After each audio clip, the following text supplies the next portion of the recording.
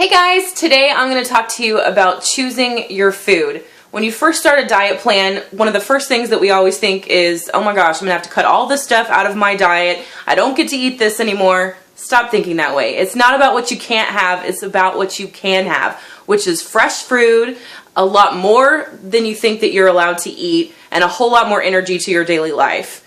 I think that most of us try to cut out food when we lose weight. You know, we've always heard that we have to eat less. That's totally not true. That is myth number one.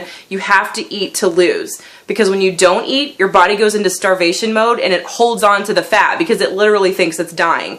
So when you eat, you fuel your body and you lose fat. The second thing is choosing fresh over packaged. Anything that comes in a box, a bottle, a can, or anything that's pre-mixed is going to have all kinds of sugar and salt and fat in it because it's being preserved to sit on the shelf. And if it's being preserved to sit on the shelf, that's going into your body, and that's really gross. So look for things that are raw veggies, raw fruit, raw meats, and when you look at your meats, read your labels. Always, always, always read your labels. And it's not so much about checking the calories and the carbs and, you know, those are the labels that we think about reading, which is good, but you really want to look at the ingredients. What's being put into your food? I think some of the things that I've learned are phosphates are used a lot in raw meats, and that's a salt, that's an additive that's not good for you. In carbs like cereals and breads, you'll see a lot of times enriched wheat, and enriched is like white bread, white rice, and it means it's been processed instead of being a whole grain or a whole wheat. So those are just a couple of things that you can look for on your labels.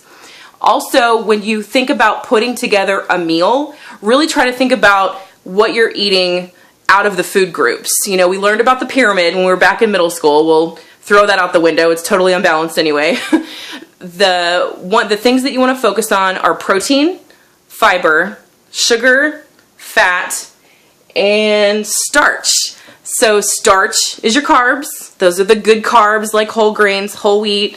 Fiber is going to be all your veggies. The greener the better. Eat your green vegetables, just like your mom said.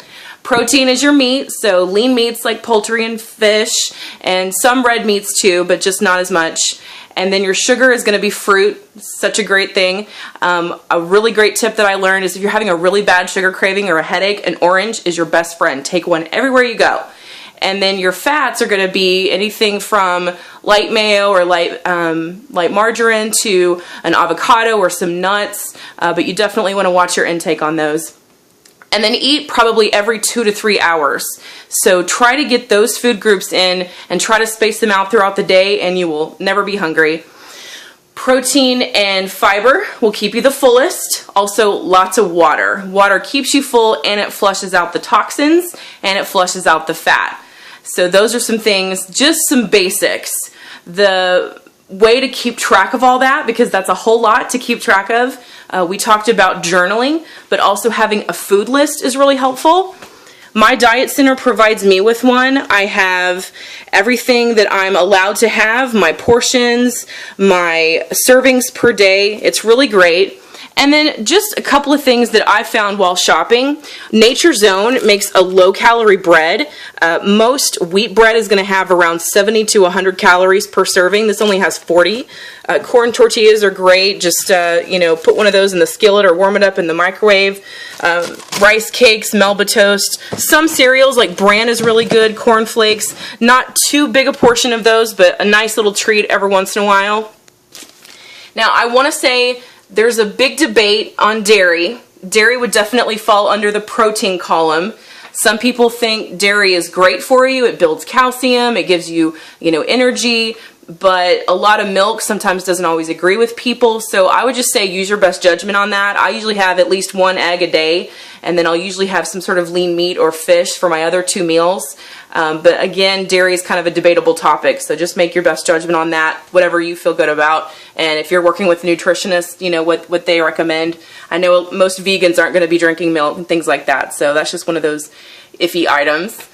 And then just some great little side notes. Extracts are great for adding flavor. It's basically like a liquid spice. It adds flavor and has nothing in it, so no sugar, no fat, nothing like that. Spices are great because you can cook up your meats with that and your veggies as well. And then vinegars are great for salads versus a pre-mixed dressing that's going to have a lot of sugar and fat and salt in it. So a lot of information, but just a lot of great things that I've learned since starting the plan, and I hope it helps you too. Have a great night.